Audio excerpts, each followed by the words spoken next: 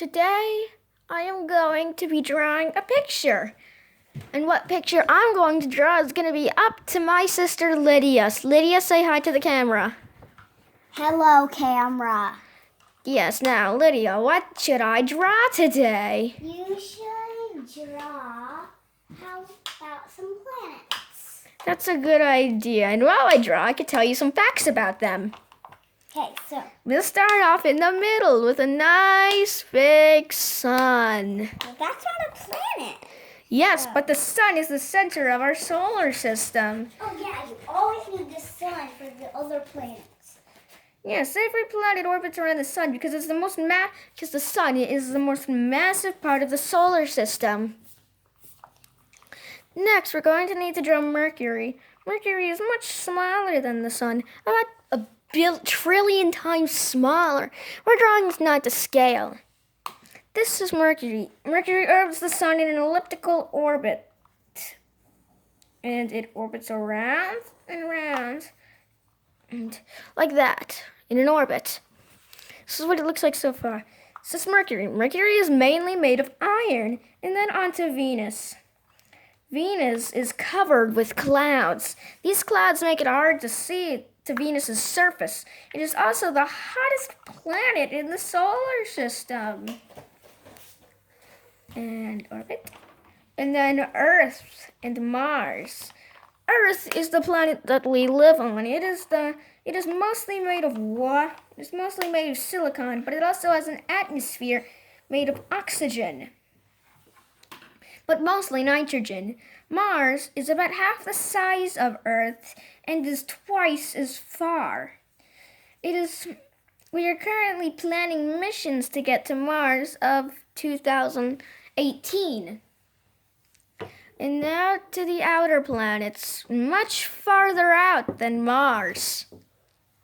We go out to Jupiter, which is 100 times bigger than Earth. And then to Saturn. Saturn has a ring system made entirely of ice and rocks. Its big rings, we think that its rings come from a moon or an asteroid that broke apart billions and billions of years ago. Next, we have Uranus. Uranus, or Uranus, or Uranus, or whatever else you want to call it, is the seventh planet. It rotates on its side because we believe that when Jupiter and Saturn orbit, Jupiter orbits once for every time Jupiter orbits twice for every time Saturn orbits once. And that causes a double gravity effect, which launches Uranus outside of the solar system as very far, making it very, very far. Next, we go to Neptune. Neptune is the last planet in our solar system. It is also the second coldest after Uranus.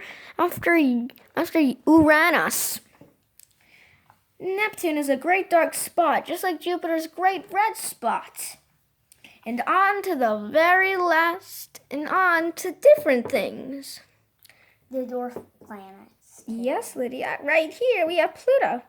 Pluto is smaller than all the other planets. It used to be a planet, but scientists now think it's too small to be considered a planet. Yes, that is true, but the main reason is because it is surrounded by a bunch of asteroids and comets, unlike every other planet in the solar system.